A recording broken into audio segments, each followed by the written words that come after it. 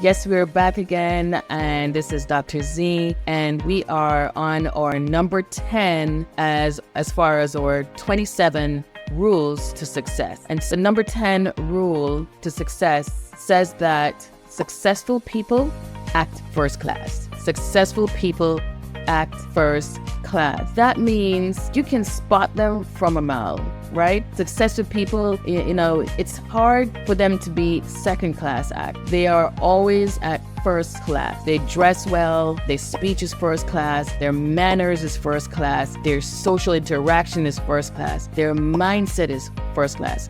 You can spot a successful person from afar, even just through their voice, because it's always showing up first class, right? So that number 10, as far as our 27 successful rules to success, always be first class. Enter Skolman. Follow now.